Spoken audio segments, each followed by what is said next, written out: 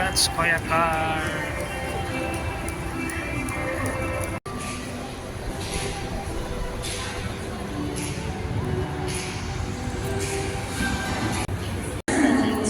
In a few minutes.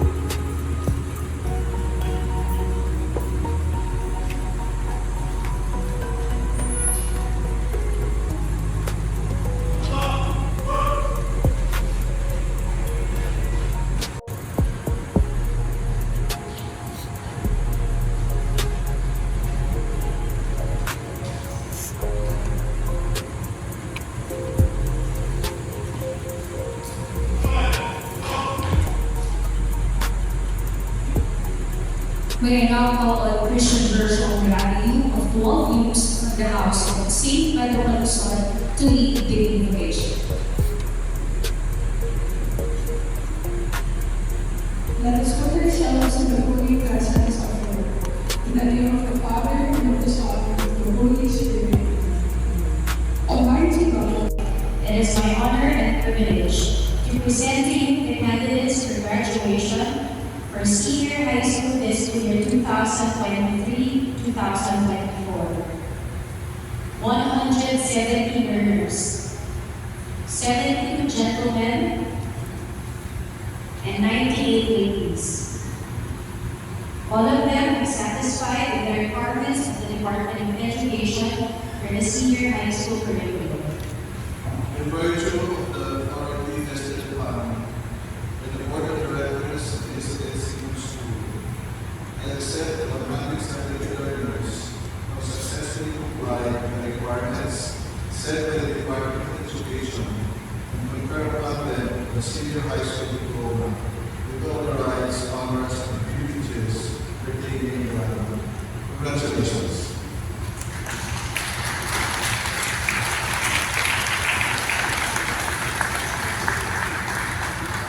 Congratulations, graduates.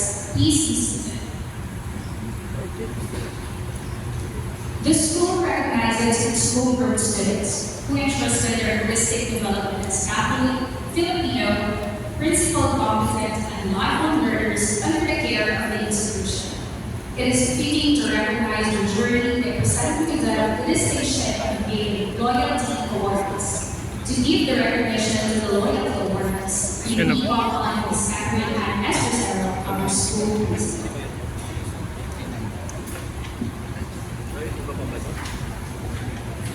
Loyalty. Wala pa mo.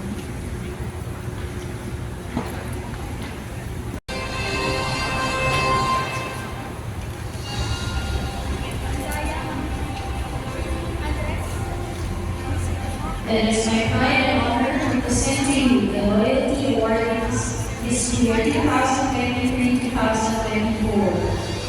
49th year as a premier educational institution recognizes students for outstanding achievements in leadership, research, and academics. We now proceed to the awarding of medals and certificates, including congratulation honors, outstanding student first rank, subject award, leadership award, service award, athlete of the year award, annual honors, and national certifications alongside the presentation of diplomas to all graduates. The following are the criteria used to evaluate learners who will receive medals and certificates for the different awards. For the Academic Excellence Award, learners who have maintained the criteria for annual honors for 2 consecutive years are ranked according to the weighted average of their 11th and 12th grade, making them eligible to receive the Academic Excellence Award. To be eligible for Outstanding Student Award percent, learners must have maintained the weighted average and obtained the highest average of their 11th and 12th year grades among their strength. Learners who have shown exemplary academic performance and who have obtained the highest average in their batch for the different disciplines for 2 consecutive years are awarded as subject medalists. The school also recognizes individuals who have tirelessly devoted their time and commitment in the pursuit of higher ideals the organization represents. The learner who employs the characteristics of a true Stockholm leader will be presented the Leadership Award. Stockholm learner will be presented with each Leadership Award, and this learner is chosen for the ability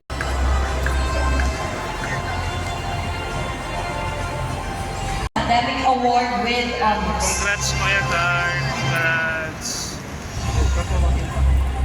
Sir Garcia III from the House of St. John, Academic Excellence Award with honors, annual academic. Congrats, Kuya Gar. Congrats.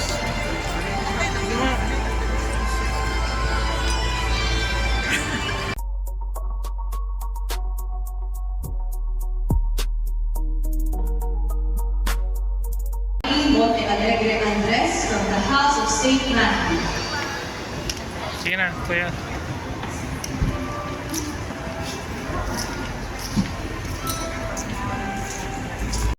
From the House of St. Peter, Zachariah and Lucas Mano from the House of St. Lorenzo Ruiz, and Victor Lorenzo and Sing Pareño from the House of St. John.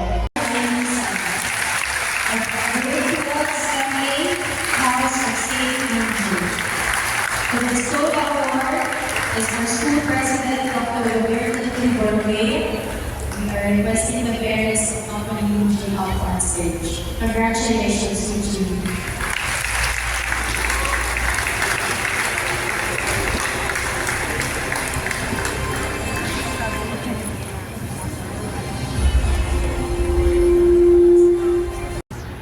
Time has always been both her greatest friend and enemy.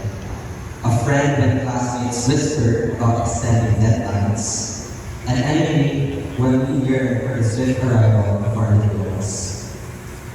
Today, as we stand adorned in togas and medals, symbols of our perseverance after 2 whole years of hardship, time once again confronts us as committed to live God's word in the context of service, as I uphold the cultural heritage of the Filipino race and the ideals of Elizabeth Seton School. To witness in my daily life a dynamic love of God, a sense of personal worth,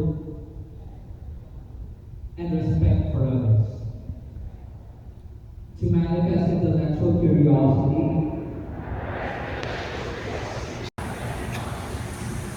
to exert effort in creating a future that will enrich the quality of human life. So help me God.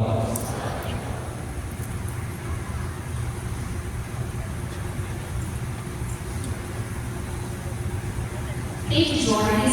Please remain standing. To formalize the graduates induction into the Elizabeth Alumni Association, we have Mr. Gail S. Tolentino. Mr. Tolentino is an alumnus of batch 1993. He is an industrial engineering graduate from Mabuhay Institute of Technology. He is currently a route to market manager who is responsible for the conceptualization, design and development of standard service models for ATM products. He is also responsible for the end-to-end sales processes, demand creation, cash settlement standards, key decision rules, route loyalty to the association by promoting unity and goodwill towards fellow Seton alumni.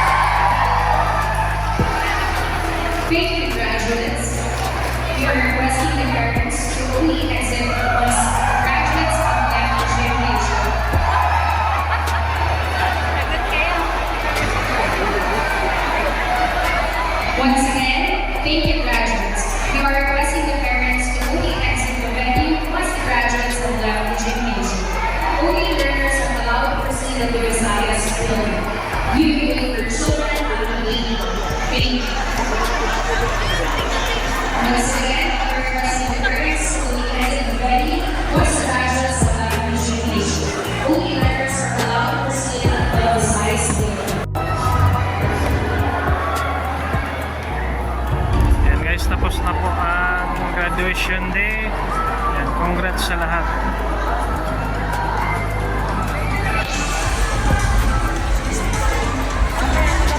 May we once again request the parents to only exit the venue once the graduates have left the gymnasium. Congrats, Kuya Carl.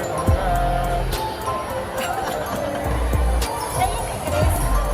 Ayo, wala kayong dalawa. Alisin mo muna yung ano, Chris. Ang mas.